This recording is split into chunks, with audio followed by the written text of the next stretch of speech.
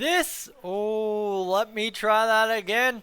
This is Dolany TV, ladies and gentlemen. Good evening, and welcome to a post-game edition of the Edmonton Oilers discussion here on Dolany TV. A 5-3 victory for the Edmonton Oilers as they close out the preseason. 5-3. Oh, look at how that works out, huh? That's like some poetry there. Of course, any good Oilers victory always best capped off with Captain Connor McDavid scoring a goal. He gets the empty netter, and I don't know if you can hear it in the background of my mic. Baby, you can play La Bamba tonight. The Oilers close out the preseason with a victory, and we are off and running to get my butt into the seats for Wednesday night against the Vancouver Canucks to start the 2022-2023 preseason. It's been my pleasure all preseason long to bring you as much coverage as I have. I look forward to hopefully having you along for the ride in the regular season. So with that said, if you're new to the channel, you're like, man, you know what, this guy, he's not the worst thing I've watched. I want you to take the next 5-10 minutes as we break down tonight's hockey game to consider hitting that subscribe button here on Dolany TV and sticking around for things throughout the season. We'll have hopefully a little bit of content from Rogers Place on Wednesday. I know for a fact if you find me down at Rogers Place, as long as my scatterbrain doesn't forget them here, I will have Dolany TV stickers to hand out. I don't know what they're really good for, but that's up to you to figure out, not to me. So anyways, the Oilers tonight, 5-3 over the Seattle Kraken, a big old victory. Connor McDavid, Leon Draisaitl, Evander Kane, top line guys were flying. Oh, don't forget about Jesse Puljujarvi, who had himself a nice little game as well. He did pretty well. You see, these were how the lines ended up. Oh, Tyson Barrie, by the way, too, had a phenomenal game. Goal, I think 2 assists. He had a pretty good night. I think 2 assists. Don't quote me on that. It's been a long night of watching hockey in the basement.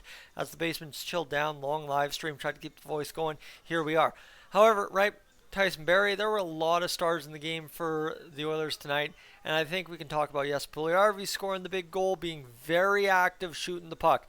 Honestly, I know Oilers fans want Puljujarvi to put up goals. That's what he's on the top line to do, apparently. No. Me, with Jesse Puljujarvi, if he's shooting the puck consistently, if he's out there shooting every chance he gets, good things A are going to happen. And B, it is a good sign that he's feeling it, he's confident, and when Jesse Puljujarvi is confident, he's one heck of a hockey player. Leon Draisaitl, the first star of the game, joined now by Tony Brower on my television set. And folks, it was a great game on Leon Draisaitl, who finished up that third period hot. 3 assists in like 4.5 minutes of hockey. It was great to see. Jack Campbell, not an incredible game by any means, but still a good enough effort to win. And that's what Jack Campbell's got to bring to the Edmonton Oilers. You saw it in the preseason. Is he's got to go out there and just bring you winning hockey. And tonight he gets that done, and it's incredible to see Leon Draisaitl go out there and score 4 points tonight, albeit preseason. We know it's all preseason. I said it in the live stream, though, my friends. I said it in the live stream. It is just always a good time. Doesn't matter if it's rookie squad, preseason, regular season, early or late. Season on the line, don't matter. Playoffs, first round, second round, third round, elimination game, don't matter. Watching the Oilers kick butt against any other team, always a good time. And that's what they did tonight against the Seattle Kraken to close out the NHL preseason. Right, a 5-3 effort. The Oilers go out there and win, and it was one heck of a good game to just sit back on a Friday night, enjoy, relax, and have ourselves a winning Friday night. It ain't pretty, but it still counts. That Leon Draisaitl off the shin pads kind of goal really broke this game open late. We had a total of, how many goals? We had a lot of goals late in that third period. The Oilers were down, they get going, and it finishes 5-3. The bigger part, let's get back to just simply enjoying the fact that the preseason is now over. Jobs on the line. Ryan Murray didn't hurt his chances of being in the opening night lineup on Wednesday. I believe he will start over Philip Broberg unless they go 11-7, which, again, right, that's a Jay Woodcroft special, so I wouldn't be surprised. Third, well, come on now. You got Brad Malone, Devon Shore, and James Hamblin on that third line. This is tough to say because the hammer He had one heck of a preseason, but this is where it ends at the NHL level for him for now. James Hamblin, I believe tomorrow morning will go down to Bakersfield, and that will be it. That will be all from him for the preseason. He won't make the Oilers opening night lineup, obviously, probably cap constraint issue. And then he will have to work his way up during the season. He will be one of the first, if not the first guys called up, depending on what happens with Brad Malone, Matthias Janmark, Derek Ryan, and Devon Shore. I believe Devon Shore showed well enough to keep his spot. Don't think it's been in doubt for a couple games now. Derek Ryan, everybody keeps mentioning the right shot, the right shot. Yeah, absolutely. He's keeping his spot based on that, unless they go unconventional and waive him over Malone and Hamblin. Don't know. On the back end, Nima Leanin will be down to the minors tomorrow morning alongside Hamblin. Calvin Pickard will be down to the minors alongside James Hamblin and, unfortunately, Marcus Niemelainen.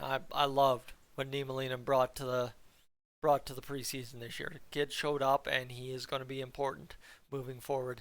I believe Jason Demers will be done with his PTO if he hasn't already. I haven't seen any official confirmation, but I believe Jason Demers will, in all effect, be released from his PTO unless he gets some kind of deal with Bakersfield. It does not appear the Oilers are interested in offering him a contract at this time, as he did not play tonight, unless, of course, he had an injury, which could also be the case, and the Oilers just waiting for him to heal up to make a decision. But there you go. That's really it. The preseason closed. It all kind of came together exactly how we wanted it to. Yeah, Puljujarvi doesn't show up till late, but does exactly what he needed to do to stay in the lineup. There was no big trade that was rumored because Foegele, Yamamoto, and Puljujarvi each just came to camp, worked on what they had to, and got the job done. And now, my friends, we get to enjoy our Edmonton Oilers sans rocking changes to the roster, and we just get to go out there and pretty much, except for the goaltender and net, run it back year over year this season. Yeah, Dylan Holloway's a new addition. We haven't talked about him much in this post game, but he had some stellar chances. Can't forget about that. Dylan Holloway was an absolute man out there tonight for the Edmonton Oilers, and he will be in the top 6 to start the season. So, is it Puljujarvi or is it Kailer Yamamoto? That is what I will leave you to discuss tonight. Folks, I gave you 6 minutes, almost 7. I hope that's good enough for you to make up your mind. I'm Tyson, this is Stolany TV. Thank you so much for tuning into all the preseason coverage to begin the Edmonton Oilers season. It has been my pleasure to have you along. I look forward to a happy, healthy 2022-2023 NHL season. And it all starts Wednesday with my butt in Section 109, row 10 off the glass, as we get the season underway at Rogers Place Wednesday night, October 12th, against the Vancouver Canucks at 8 o'clock. I'm Tyson, Stolany TV, up on, gone.